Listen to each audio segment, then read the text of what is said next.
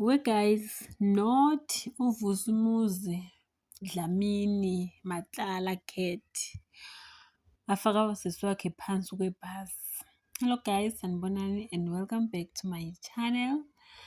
Mambuta Vusumuzi kuthi wevusi wena vele wavuka nje wasish ngisayo withdraw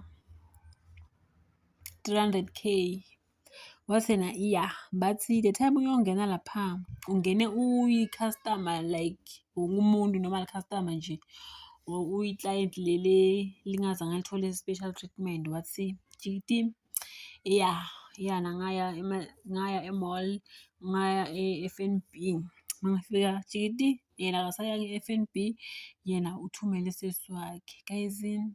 Bekumele vele abethe igama lesisi wakhe cause nyalo sekumele sesi wakhe a-investigate yabo ukuthi nje kuvuma kwakhe ukuhlala lapha bekathi tshele ukuthi usmart batshele ukuthi uclever kanti no akade ukuthi day 1 vele ulula day 2 ziyakhala. Nango-ke phela so ukhipha igama lesisi wakhe ukuthi sesi wakhe nguye lo waya ngokhipha le mali.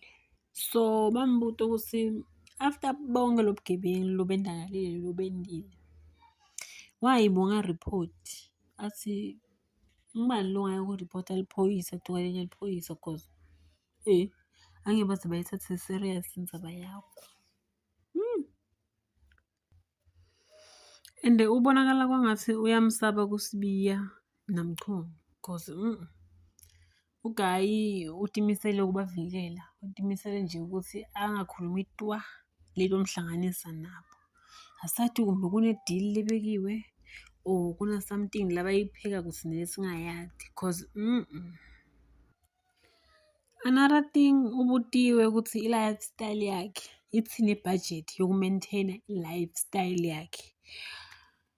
Guys, anikho ready wathi 2 million wabuta Julius uMalema Honorable Malema ukuthi hayibo angeke phela uthi wena makuphela inyanga ikhampani yakho le security yena 2 million and then nayo budget yakho ithi 2 million. Asi no, mine angina company leyi-1 so kusho kona ukuthi uGayi imali ithi tata kuye khona yena aze ayobhadara i-security ya 2 million ngenyanga. Yini lele engaka la i-protector lela angafuni ngayo kunini angeke phela guys iphelela la ivideo yethu. Please like, comment and subscribe.